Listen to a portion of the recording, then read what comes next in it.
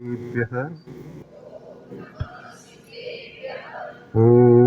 नमः सिद्धेभ्यः। ॐ नमः सिद्धेभ्यः।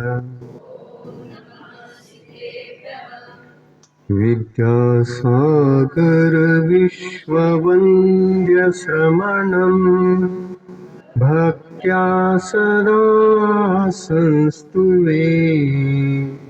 सर्वोच्चं यमिनं विनम्य परमम् सर्वार्थसिद्धिप्रदम् ज्ञानध्यानतपोभिरक्तमुनिपम् विश्वस्य विश्वाश्रयम् साकारं श्रमणं विशालहृदयम् सत्यं शिवं सुन्दरं विद्यावन्दनं। पंच परमेष्टि भगवान की जय हो। अहिंसा परमो धर्म की जय हो। आचार्य गुरुवर श्री विद्यासागर मुनि महाराज की जय हो। गुरु परम पूज्य निध्यापक सर्वनियम सागर महामुनि राज की समस्त आचार्य संग की। जब संसारी प्राणी को मनुष्य पर्याय की उपलब्धि होती है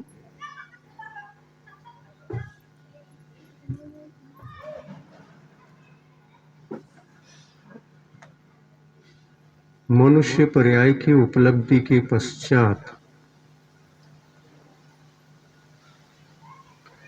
एक बहुत बड़ी जिम्मेदारी भी होती।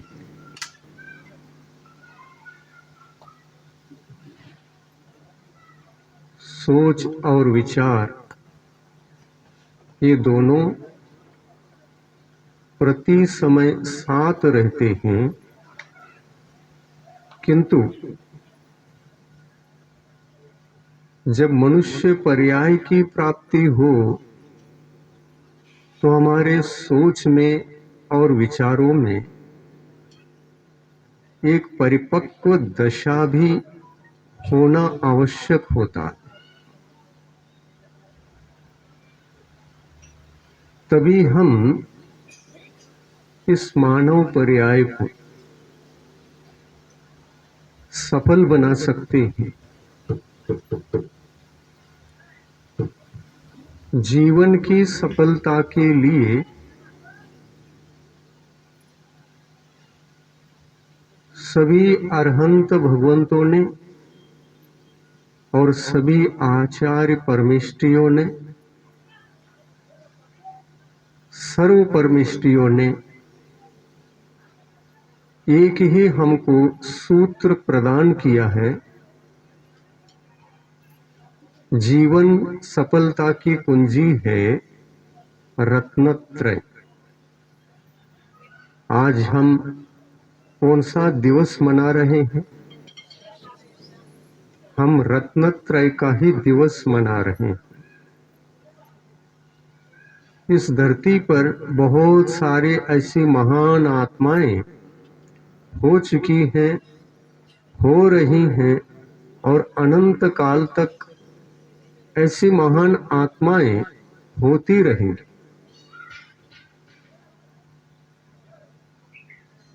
मनुष्य पर्याय की पवित्रता किससे है, ये एक ही प्रश्न सामने रख कर के जब विचार करते हैं तो फिर वही सूत्र सामने आता है, सम्यक दर्शन ज्ञान चारित्राणि मोक्ष मार्ग। हम लोगों को जब तक रत्नत्रय की उपलब्धि नहीं होती है तब तक जीवन को महान बनाया नहीं जा सकता। आप लोग नमोकार मंत्र भी पढ़ते हैं और उसके पश्चात नमोकार मंत्र की महिमा के रूप में उसकी विशेषता को दर्शन कराने वाला एक मंगल पाठ भी है, चत्तारि मंगलम, अरिहंता मंगलम, सिद्धा मंगलम, साहू मंगलम, केवली पन्नतो धम्मो मंगलम। मंगल पाठ में क्या क्या आए ये देख लो। 4 ही मंगल हैं। उसमें प्रथम मंगल अरिहंत भगवान है। अरिहंत भगवान मंगल के स्थान पर हैं और उनको हम भगवान कहते हैं। इस मंगल पने के कारण से ही वे भगवान हैं। अरहंत परमिष्टि के पास वह मंगलपना क्या है? क्या है? यही है रत्नत्रय। अरिहंत भगवान के पास जो रत्नत्रय है वो आचार्य परमिष्टियों से, उपाध्याय परमिष्टियों से और साधु परमिष्टियों से कहीं उच्चता है, श्रेष्ठता है।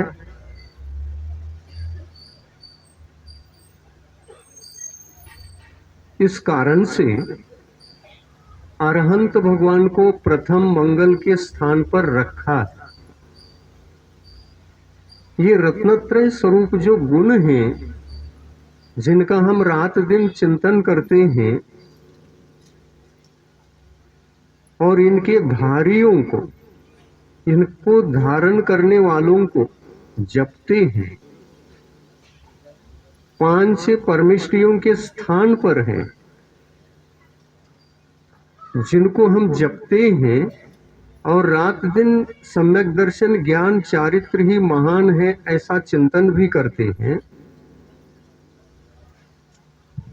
तो चिंतन तो करना चाहिए, लेकिन केवल चिंतन करके विराम नहीं पाना चाहिए।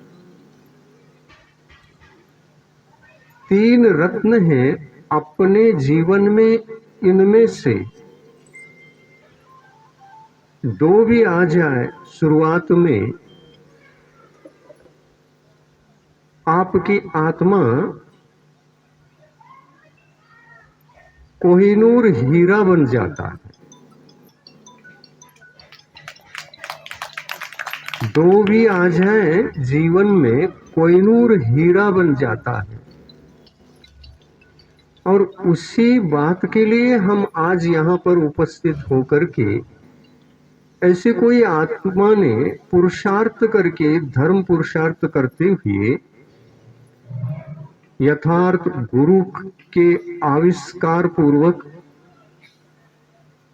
जहां से इस धर्म की महिमा गहराई से पता चल जाए, ऐसे गुरु को आविष्कार किया और उनके सानिध्य में जाकर के धर्म के सच्चे स्वरूप को समझकर उसको साकार किया। ऐसा हमको भी साकार करना है। करना है कि नहीं करना है? क्या केवल उनके महोत्सव में भाग लेकर के, कार्यक्रम बहुत अच्छा हुआ, बहुत लोग आए थे, लाभ उठाए थे, कार्यक्रम का लाभ उठाया, कार्यक्रम में आए, लेकिन कार्यक्रम में आकर के 3 में से 3 में से उसमें से एक तो ग्रहण नहीं कर सकते। एक ग्रहण करेगो तो एक गिफ्ट में अपने आप मिलता है। वो कौन सा? ज्ञान अपने आप मिलता है। दर्शन मिलना जरूरी है, और दर्शन मिलना इतना दुर्लभ है क्योंकि मनुष्य पर्याय में बहुत कुछ यहाँ कंफ्यूजन चलता है। इतना कन्फ्यूजन देवगति में नहीं है, इतना कन्फ्यूजन नरक में भी नहीं है। वहां मार्ग सीधा सीधा है। इतना उलझन तिर्यंच गति में भी नहीं है, लेकिन मनुष्य गति में बहुत कुछ उलझन है।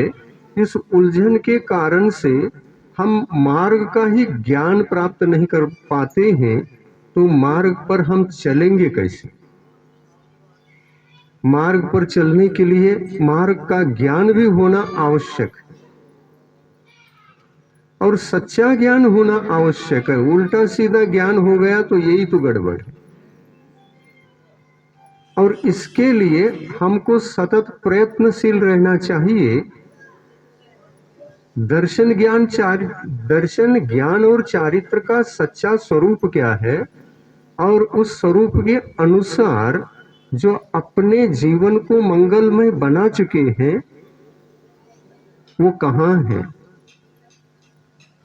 उनको भी ढूंढना पड़ेगा। नहीं ढूंढना पड़ेगा क्या?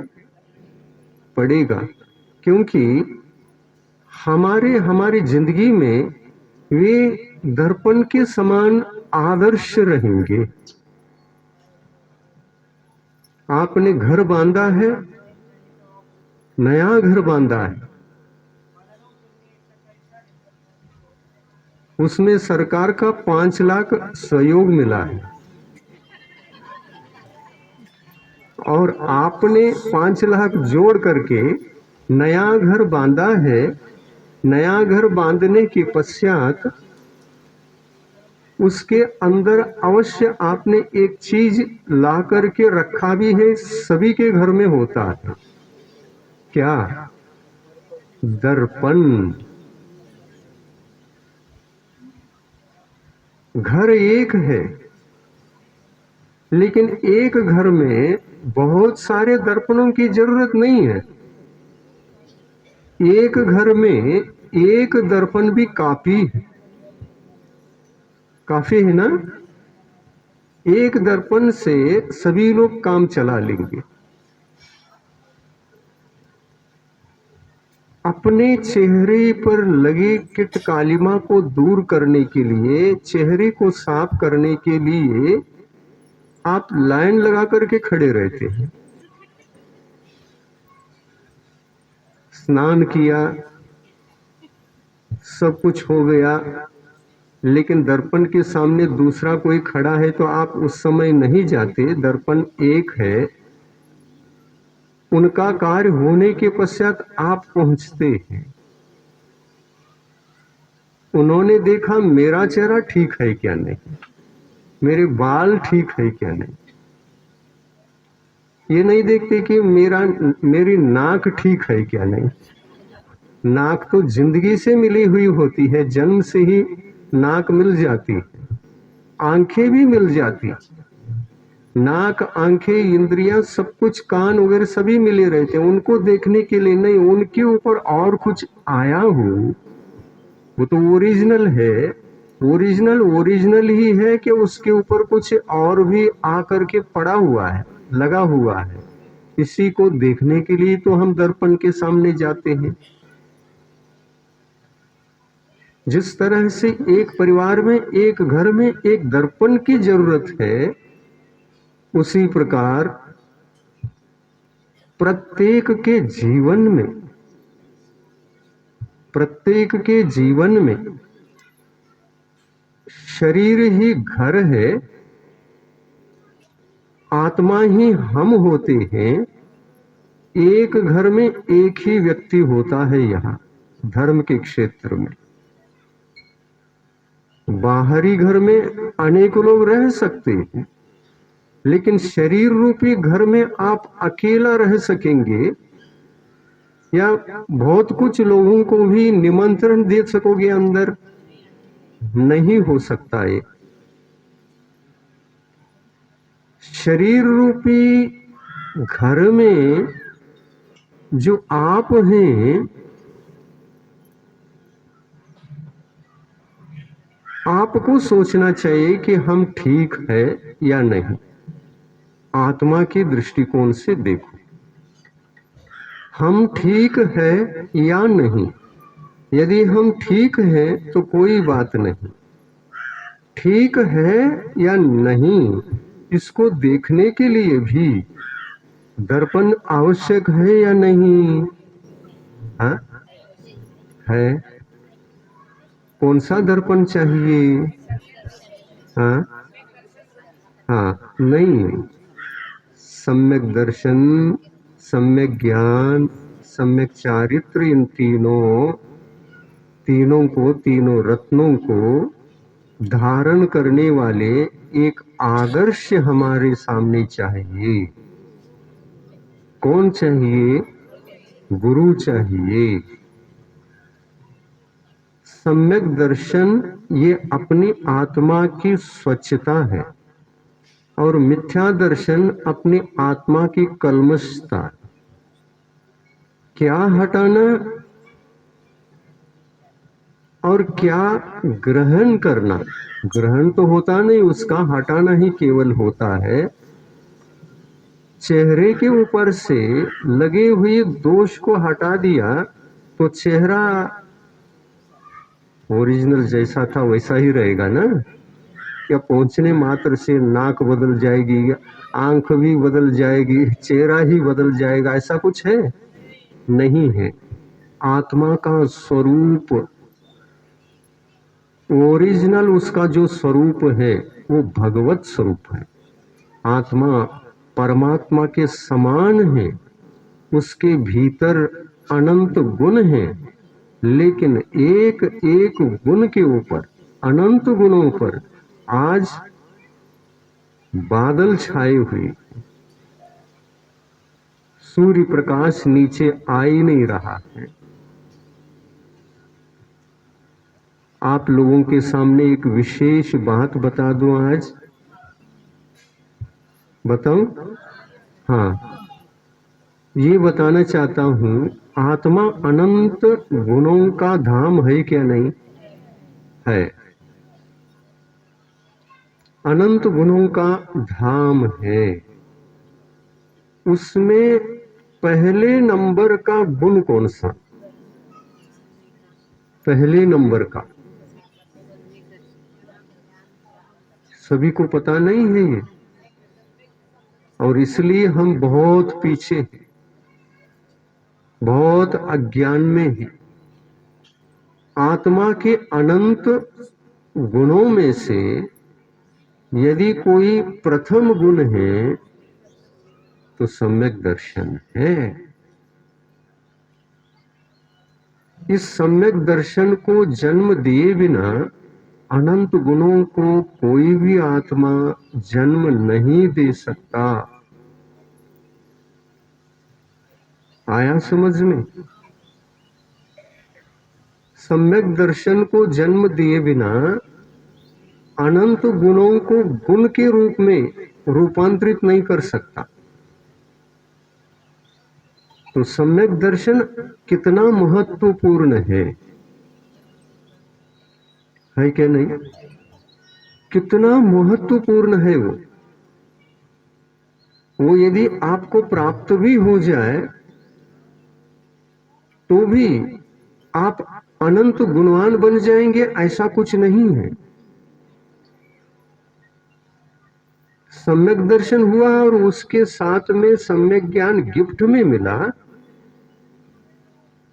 पर चारित्र के लिए अलग से पुरुषार्थ करना पड़ेगा। सम्यक तो भी धर्म है और चारित्र भी धर्म है, ज्ञान बीच में है। सम्यक दर्शन अपने जीवन में आने के कारण से ज्ञान, सम्यक ज्ञान हुआ है, वो ऑटोमेटिक हुआ है, अपने आप हुआ है। ज्ञान, सम्यक ज्ञान अपने आप हुआ है। किस गुण के प्रकट होने से? सम्यक दर्शन गुण के प्रकट होने से ज्ञान ऑटोमेटिक सम्यक के रूप में रूपांतरित हुआ है। तो ज्ञान भी एक गुण है, चारित्र भी एक गुण है, और सम्यक तो भी एक गुण है। यह सम्यक दर्शन अगर अपने जीवन में प्रकट नहीं हो पाया तब क्या होगा? ज्ञान सम्यक ज्ञान होगा क्या? चारित्र सम्यक चारित्र होगा क्या? इसी बात को बार बार चिंतन मनन करके अपने को अपना जीवन बदलना है, रूपांतरित करना है, तभी आत्म कल्याण होगा। आज संयमोत्सव मनाने का दिवस है। जिन्होंने संयम का जीवन व्यतीत करते करते 56 वर्ष पूर्ण किए हों, इस 56 वर्ष 55 मानना ठीक है, वो 56-55 का कंफ्यूजन रहता ही हो, आने वाला है या खत्म हुआ वो। जिन्होंने 55 वर्ष पूर्ण किया हो, यानी उनका जीवन 55 वर्ष हुआ, पूरा जीवन उनका मंगल है। किसके कारण से मंगल है, ये रहस्य समझ लीजिए। वो सम्यक दर्शन पैदा होने के बाद ही चारित्र आया, इसलिए उनका जीवन मंगल बना। चारित्र से रहित, संयम से रहित सम्यक दर्शन और सम्यक ज्ञान को मंगल नहीं कहा है। आ रहा है समझ में? भाई बहुत उलझी हुई बात नहीं है, सीधा सीधा समझ लो। सम्यक दर्शन और सम्यक ज्ञान ये दो हैं, किसके पास नहीं है? इसके प्रति जिन्होंने पुरुषार्थ किया है उनके पास ही हो सकता है, लेकिन ये दर्पण नहीं है।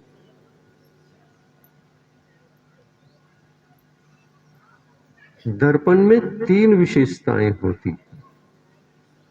दर्पण में दर्पण स्वयं स्वच्छ हो, स्वयं ही स्वच्छ हो, और बाहर में जो स्वच्छ वस्तु है या स्वच्छ नहीं है, उन सभी वस्तुओं को दिखाता भी है।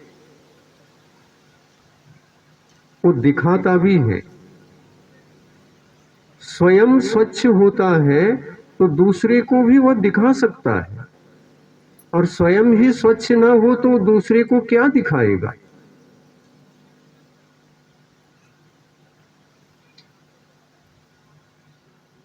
गृहस्थों के पास भी सम्यक दर्शन ज्ञान ये दोनों हो सकते हैं।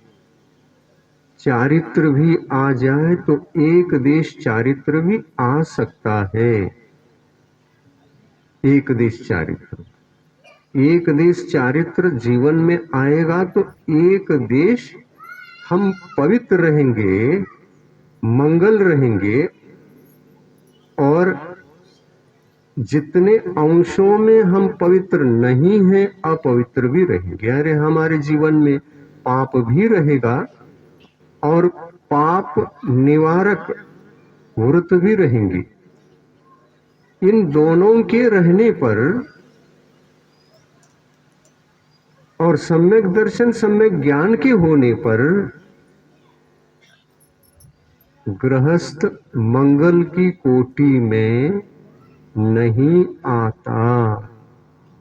इसी कारण चत्तारी मंगल में 4 ही मंगल को ग्रहण किया है, गृहस्थ उसमें नहीं है। सम्यक दृष्टि गृहस्थ भी नहीं, और अनुवृत्ति गृहस्थ प्रतिमाधारी भी उसके भीतर नहीं है। चत्तारी मंगलम में अरिहंत परमेष्टि मंगल है, सिद्ध परमेष्टि मंगल है, और साधु परमेष्टि कहने से 3 परमेष्टि उसमें समाहित हो जाते हैं। आचार्य परमेष्टि, उपाध्याय परमेष्टि और साधु परमेष्टि, तीनों समाहित होते हैं साहु मंगलम इस पद में। तीन परमेष्टि समाहित है। और अंत में किसको रखा है? केवली पन्नतो धम्मो मंगलम। केवली प्रणीत जो धर्म है, केवली भगवान, केवली नहीं। आजकल अपने बच्चों का नाम भी केवली रखने लगी। केवली प्रणीत धर्म, केवली पन्नतो धम्मो मंगलम, केवली भगवान अरहंत भगवान के द्वारा बताया गया धर्म, धर्म भी मंगल है। वो धर्म क्या है? तो जो मंगल होता है वही धर्म है। और मंगल क्या होता है ये पुनः पूछोगे तो फिर वही बताना पड़ता है।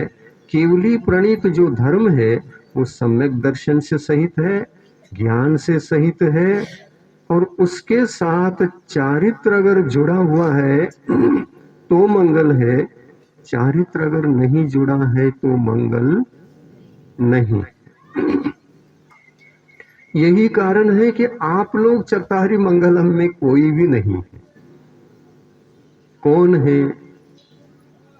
ऐसे यहां दिगंबर जो बैठे हैं, रत्नत्रय के धारी जो होते हैं, वे ही मंगल की कोटि में आते हैं, क्योंकि उनके जीवन में से पूर्णतः पाप तिरोहित हो गया होता है। पाप होता ही नहीं, पंच पाप नहीं होते। हिंसा, झूठ, चोरी, कुशील, परिग्रह, ये पंच पाप होते ही नहीं। इसलिए मंगल है। और उसी मंगल के प्रति जो श्रद्धा होती है आप लोगों की, ध्यान से सुनो क्या बता रहे हैं हम। हाँ, मंगल के प्रति यानी पंच परमेष्टियों के प्रति जो श्रद्धा होती है, उस श्रद्धा का नाम है आपका सम्यक दर्शन। हाँ, आप मंगल से जुड़े नहीं तो आपके पास सम्यक दर्शन भी नहीं है। या तो मंगल से जुड़ो, या तो अंत का जो मंगल बताया जा रहा है, केवली पन्नतो धम्मो मंगलम, केवली प्रणीत जो धर्म है वह रत्नत्रय स्वरूप है। धर्म कहने से तीनों आते हैं, सम्यक दर्शन, सम्यक ज्ञान, सम्यक चारित्र, तीनों हैं। या तो उस धर्म से जुड़ो, या तो उस धर्मात्मा से जुड़ो। जुड़ो का मतलब श्रद्धा करो। धर्मात्मा का श्रद्धान भी सम्यक दर्शन है, और धर्म का श्रद्धान भी सम्यक दर्शन है। तो ये जो धर्म है, केवली प्रणीत धर्म, रत्नत्रय स्वरूप धर्म, अहिंसा धर्म, इसी को कहते हैं। जीवन में अहिंसा आने के उपरांत रत्नत्रय नियम से होता है।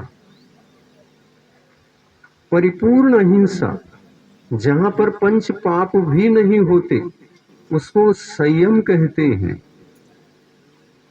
अंतरंग पाप अंतरंग परिग्रह है, बहिरंग पाप बहिरंग परिग्रह होता है। ये दोनों प्रकार के पाप जहां नहीं होते वहां मंगलमय धर्म होता है। और जहां मंगलमय धर्म होता है वो शरण जाने के योग्य होता है।